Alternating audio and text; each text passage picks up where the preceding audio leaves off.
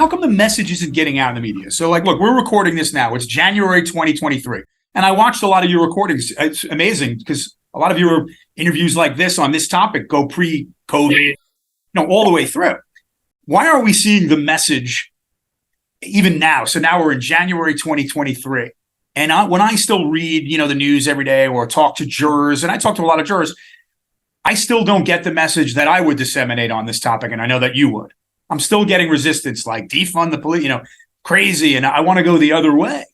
And that seems to be, even like my parents, if I talk, they're older. So as we age, I think it's natural that we get a little bit more conservative and a little bit more concerned about safety. And so even my parents, who I would say are pretty liberal and very educated, when we first broached this topic, were like taken aback. Whoa, what do you mean? And then, I had to really explain and say, well, here's what it means. And now what do you think? So I don't know, has the perception of this issue changed, you think, from, 2020? George Floyd, obviously that really sparked a lot of this. I know you've talked about that a lot. Now we're in 2023. Have you seen a change? You've seen it at the micro level because you are so knowledgeable. So you know what's going on in local levels and governments and changes in schools. I'm talking about the street level. Yeah. Well, I think we're both talking about the street level, but I think we're talking about some other important differences, right? There's what's happening in the communities that are actually the most heavily policed, which does not include your parents' community, for instance. Although there are plenty of people in those communities who have come to rely on the police, again, because of this false choice of police or nothing. But there is now a newfound openness to this idea that we could have something other than policing. The media are not representing the interests and desires of poor people of color in general. Their advertisers, their political worldview is shaped by the same people who don't have a plan for homelessness, who don't have a plan for, mental health services, who don't have a plan to fix the schools, but want to invest more in downtown real estate deals instead. And so the media reflects that worldview. And they have a profound kind of anti-populism at the center of their politics. They rely on government experts and other kinds of experts to shape their discourse. And they don't really care what young people in East New York have to say about these issues. In fact, they think that whatever those people think, it's almost certainly wrong. And so we're not going to get help from those sectors. The campaigns that make progress are rooted in community organizing. They're holding meetings, they're going door to door, they're standing in front of shopping centers at a table with a clipboard, and they're having those conversations with people about what they could have other than policing. And when that organizing is taking place, we see them win victories. That's amazing. So you're out there, though, and in the mainstream media, you are really, really visible now. I mean, you're really pretty highly in demand. So are there other guys getting out there with your visibility that are supporting this issue? My visibility is not really in the mainstream media anymore. There was an opening in 2020 when I was on every show under the sun because they didn't know what was going on. And everyone was like, well, this guy literally wrote a book about it. You could talk to him. And as soon as they figured out what it really was, they said, oh, actually, we're against this. And we are not going to treat it favorably. And that all that mainstream media attention basically dried up with, an occasional exception, an NPR or an PBS appearance or something. And there's very few voices that have access to the mainstream media right now who share these ideas, because it's not that they're not interested, it's that they're against it.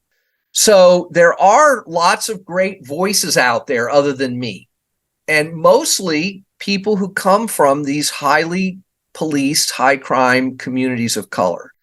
People like Derica Purnell, Andrea Ritchie, there's tons of these folks who experience what policing really is and who've known what violence is in their lives and know that policing has actually often made the situation worse for them, not better.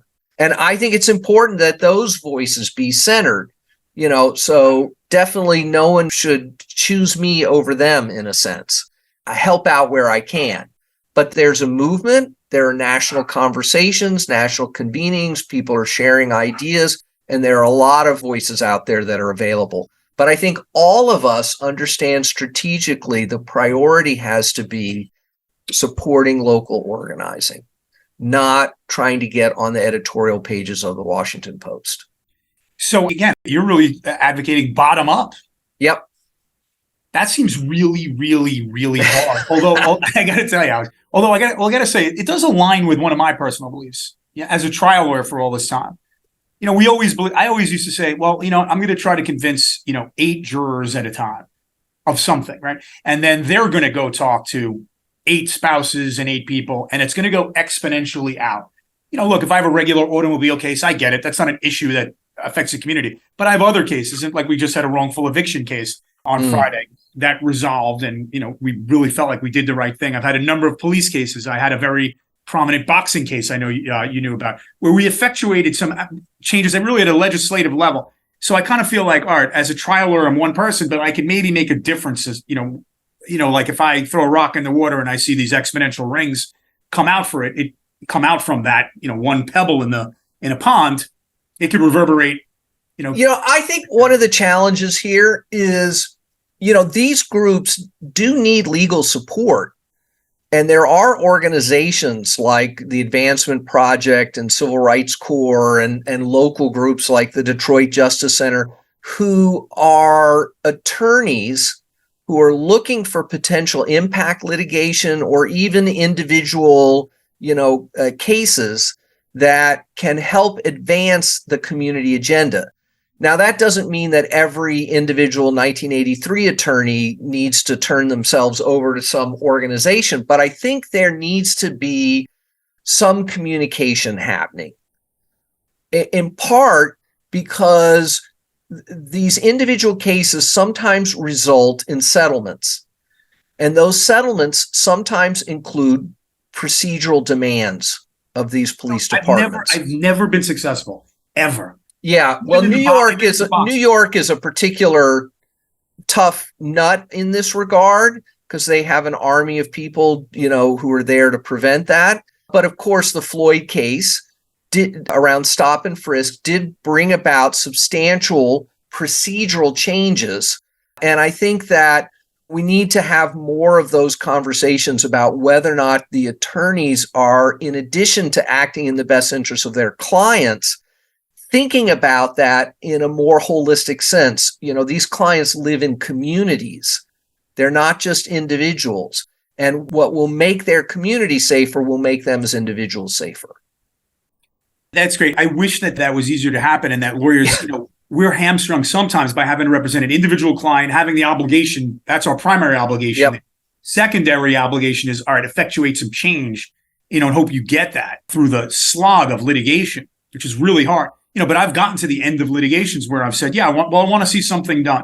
I can give you one example, Alex, that might resonate with you, a police chase case where I won't tell you how, but I was able to get an internal memo from the NYPD regarding what their rules were with chasing. The internal memo was so damaging to this particular case because obviously these officers completely ignored it. And I had it in a redacted form, and I was going to, use it with them. And I said, well, at the end of the case, which we were successful on, I said, well, I also want another internal memo sent out. And I want this next internal memo to say the following. Yeah. But of course, another way the private bar has been helpful has been in things like discovery, sharing the results of discovery. And for me, one of the frustrations about some of the settlement agreements that even groups like the ACLU enter into is confidentiality. But not with the municipality. In New York, the municipality is not allowed to have it confidential. So I don't think you're going to see that with New York. Well, not the settlement agreement, but the discovery. Oh, that's true. That could be. Right. Yeah. So we want the discovery. We want to see those documents. More important than the check they wrote. That's correct. For those of us who are involved in these public policy conversations. Well, Alex, you're welcome to come to my office and rifle through all of my files. I'll maybe send one of my grad students over Absolutely. No, for but some hot leads. if I have it. I mean, the police cases, for the most part, just from a ground level, what we see most in around the police are, excessive force. We see a lot of injuries from chases, obviously. I mean, that, by the way, we see a lot of injuries from chases. I've represented a lot of police officers. Their passengers in their vehicles Yes. get hurt. And I bet it's one of the leading causes of death of police officers. I was just going to say, I knew you would know the statistics. Like, they get hurt and are killed far more often in vehicle accidents than they are with anybody shooting. But you know what's interesting? I've never heard that on the media ever once in my life. It's rare. It's rare. It's just, and it goes to a larger point about how we misunderstand these issues of public safety and risk. Employers who steal wages from their employees by not paying overtime, faking the time cards, that's worth 5 times more than all property crime combined. More people die from gun accidents than from homicides, right? More people are killed by air pollution than they are by gangs. So we got to put these things in perspective, and we've got to think about public safety more holistically. And by redefining public safety in this broader sense, it makes even clearer to people how inadequate a tool policing is to really make us safe. That's amazing, because every single statistic you cited there, if we went to every guy on the street and said, choose which one you think is, they're going to get the wrong answer. That's right. Every topic. That's right. People are terrible at assessing risk. And of course, the media bear a lot of responsibility for this. You can watch an episode of Law and Order 24 hours a day on television somewhere, right? But where is a show about the impact on corporate environmental pollution? There are no shows like that. Well, it's also not criminalized, is it? Either, is it? But it doesn't need to be quote unquote criminalized, but it does need to be addressed, because ultimately it's a political problem. It's not a criminal justice problem. Right? We have written the regulations a certain way. We have used tax incentives. We have, failed to develop alternatives. And these are ultimately political problems. And the same is true for policing. But Alex, you have such a positive outlook on this after so many times. And I'm definitely not a cynic. You know me as well. I'm obviously a big believer. I'm extremely passionate in trying to effectuate social change and civil justice change. So I'm a pretty positive guy too. But what you're asking to do or trying to do, even on a micro policing level or yours, you really go broader than that, which I think is awesome. And I love talking about it. But I find it as a New Yorker and sitting here right now, I'm like, wow, how in the world is that going to happen when I'm watching, chaos on the congressional floor where people can't even elect a leader? How in the world are we going to change the messaging of these topics, which affect everybody far more greatly on a daily basis? I don't know how you do it. Yeah, I don't have a simple solution for this. I mean, we're up against huge, powerful forces here. And I guess sue them. That's one way. That is one way, right? But it has to be done in a way that, has some reasonable chance of producing the actual changes we need. And just bringing a lot of individual wrongful death cases just hasn't done that.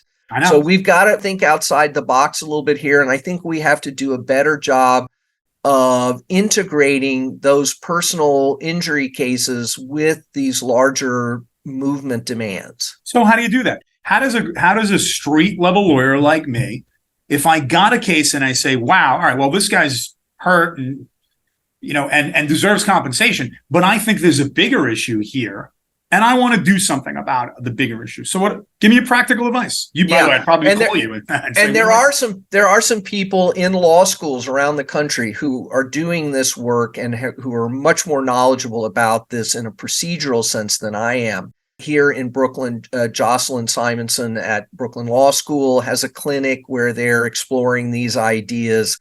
And, there's great folks at Yale, at Vanderbilt, and other places that I've met with who are trying to think this through. So I understand that historically, this idea of representing the best interests of the client has been perceived to be a big roadblock in bringing in these larger considerations. And that's why I mentioned this idea about, what's also in the best interest of the client is living in a community where the risks of police violence are dramatically reduced. And you can't say, well, we want the police to quit stopping our client, because they don't know. That's right. They don't know, right? So then we have to think about community level effects. If the goal is really to protect our client and to bring long-term relief for them, then maybe we need to think about what the community effects are. And, we have to look at it obviously on a case-by-case basis. What is the underlying issue that was driving the police response in the first place? And what could we do that would be a credible alternative to that? Well, in that last statement, I think most people would say, well, retrain them, do this, do that. But now I know from the Floyd case and from all these other cases, like the police in the George Floyd case, they had body cams, they had all this training, right? All this stuff didn't make a bit of difference, right? So that's not right. The solution. That's not the solution. Not the solution. So that's what I've been, trying to evangelize about, is that we need to look at how to not fix policing, but develop alternatives to policing. Solve our problems in other ways. It's not that we don't have problems to solve, it's that we're using the wrong tool to solve them. We're using a tool that doesn't work very effectively and causes a lot of damage in the process. Yeah, but that's like telling somebody, well, you got to get away from using that hammer on the nail. I got a better way for you to put that nail in the wall. Well, it turns out we do. We've got these air guns that professional carpenters use that are much more efficient than hammers. I knew you'd have an answer, Alex. You're horrible. So there are analogies here that are worth pursuing. That is not the only possible tool. Good answer. You're a tough witness to cross-examine. I knew that. So let's get away from that for a second. I have a completely different question for you. Okay. You asked me and said, maybe ask me something that I haven't been asked before. So you live in Brooklyn. You've lived there for a long time. So I'm curious, with all of this knowledge, all your interaction with policing and everything have you had any personal encounters with police? And what was that like for you? Like, have you been pulled over? It's funny. You obviously, my wife, Elizabeth, and we have had interactions with the police around traffic stuff. And she says that her experiences have been universally negative. And she says, if me as an upper middle class white woman has almost entirely negative interactions with the police, what must it be like for a 25-year-old black guy in East New York? So I don't usually talk a lot about my very personal interactions, in part because I've been working with police all over the world for 30 years. And so I've had all kinds of interactions and have seen police at their best and their worst. And to me, it's just not about that. It's not about that. Okay, let me ask you a different question, Alex. So you've been all over the place. That's interesting. And I know you've been called in as consultants my gosh, you probably can't even name the amount of countries and cities at this point. Have you seen differences in policing in different countries, different areas that you would say, well, this area is doing it a little bit better? So countries get the policing that they want. None of this is an aberration. So there are countries who don't want to use police in the way that we use them. So for instance, in Portugal, they just decided that drugs were a public health issue, not a criminal legal issue. And so they just got the police out of the drug business. There are no more narcotics units. There are no more buy and bust operations. It's a public health issue. If the police happen to arrest something and drugs are part of the dynamic, they make a public health referral.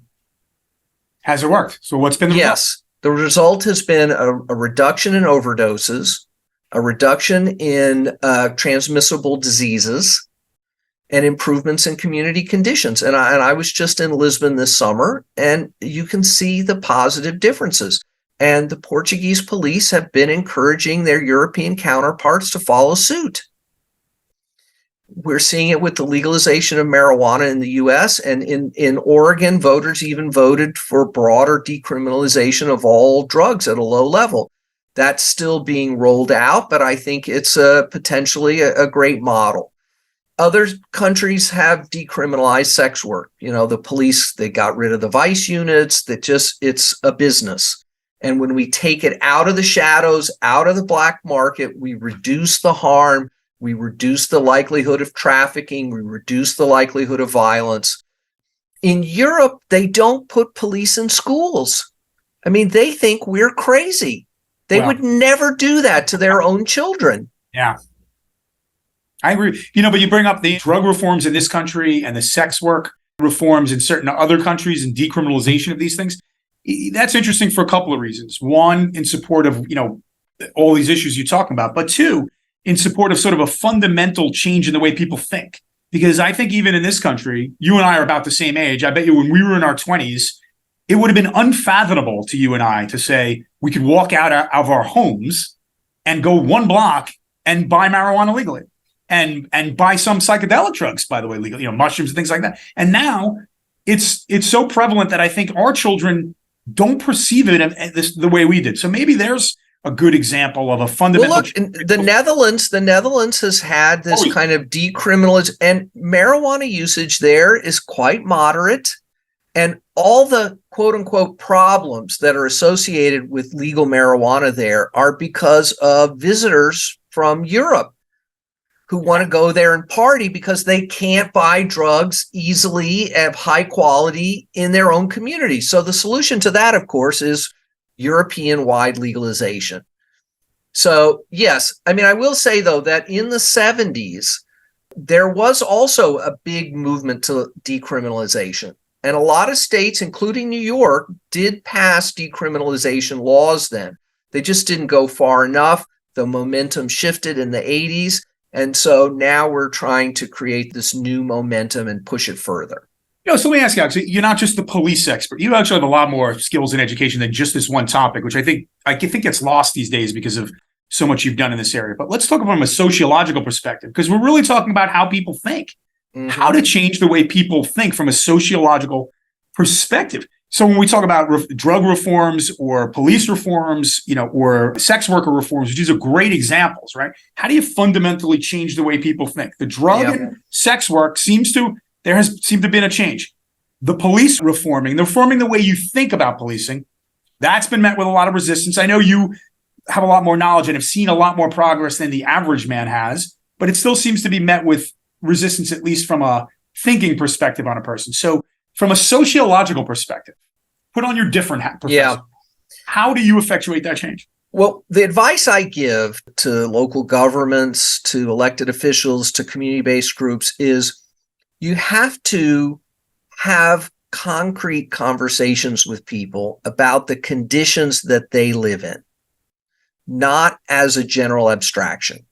So what I advise the people to do if they're serious about this is to start with community conversations about public safety.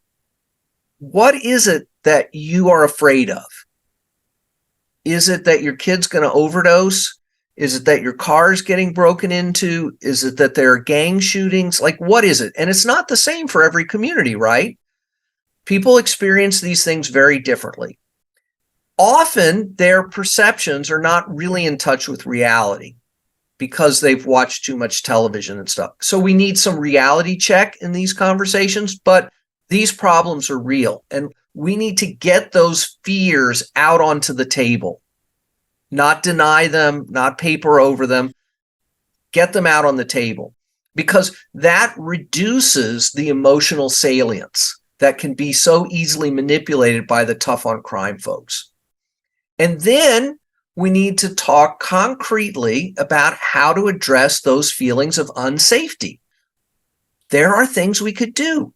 Hey, let's look what Portland, Oregon's doing. Let's look what Albuquerque is doing. Let's look at this interesting thing they're doing in Chicago, right? This is not, let's imagine some utopia. This is things that cities are really doing that we could do here to actually address what you're afraid of.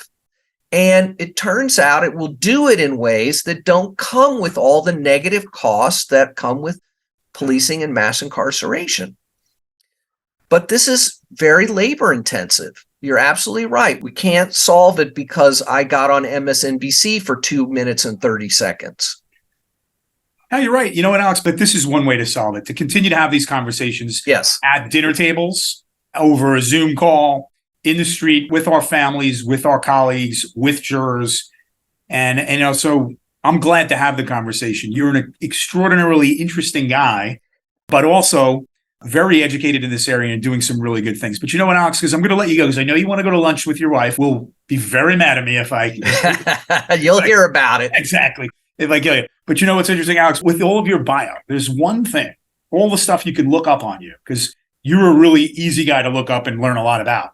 One thing glaringly absent from your bio. Did you know what it was?